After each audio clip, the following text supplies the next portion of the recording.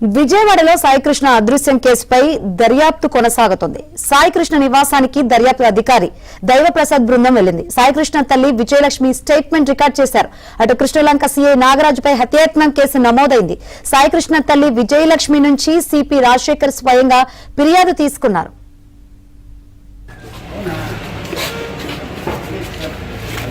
దర్యాప్తు బృందం వచ్చిందమ్మా.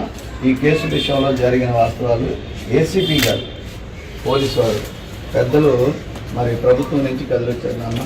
మీరు దయచేసి మీరిద్దరు ఎలా ఉంటే అలా వచ్చేయండి అమ్మా. దయచేసి అక్కడికి వెళ్దాం అమ్మా. ఓ పని చేద్దామమ్మా. అమ్మా మీరు అక్కడే ఉండండి. అమ్మమ్మ వద్దమ్మా మీరు అక్కడే ఉండండి అమ్మా. నేనే వస్తాను ఇంటికాడే. Okay okay okay.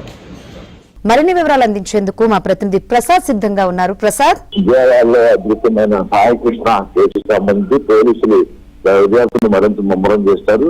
ప్రత్యేకంగా 2 బృందాలు, ఒకటి కృష్ణలంక పోలీస్ స్టేషన్ లో ఆ ఫోరెన్సిక్ బృందాలు మొత్తం సాక్ష్యాలు సేకరించేందుకు ప్రస్తుతం అక్కడ అన్ని అంశాలు పరిశీలిస్తా ఉన్నారు. మరో బృందం సాయికృష్ణ నివాసానికి చేసి కుటుంబ సభ్యుల నుంచి స్టేట్మెంట్ రికార్డ్ చేస్తా ఉన్నారు. మొదటి నుంచి సాయికృష్ణ అదృశ్యమైన దగ్గర నుంచి కూడా తమ బిడ్డను అన్యాయంగా చంపేశారు, లాకప్ డెత్ చేశారంటూ సీఎం నాగరాజుపై మొదటి నుంచి ఆరోపణలు చేస్తా ఉన్నారు. అది నాగరాజు మాత్రం తాను మార్కాపురం వెళ్లి అతను తీసుకురాలేదని కూడా చెప్పుకుంటూ వస్తున్నారు. ఈ వివాదం రాజకీయ రక్షణ మారిన నేపథ్యంలో సీఎం నాగరాజు సస్పెండ్ చేస్తూ ఉత్తర్వులు జారీ చేశారు. అంతేకాకుండా దీనిపై పూర్తిస్థాయి విచారణ చేసి నివేదిక ఇవ్వాలంటూ నరసింహ కిషోర్ ఆ విచారణ అధికారులు డీజీపీ నియమించారు. ఈ పరిణామాల నేపథ్యంలో ఈ రోజు మొత్తం ఇటు ఇంటి దగ్గర కృష్ణా పోలీస్ స్టేషన్ లో కూడా 2 బృందాలు విచారణ చేస్తా ఉన్నాయి.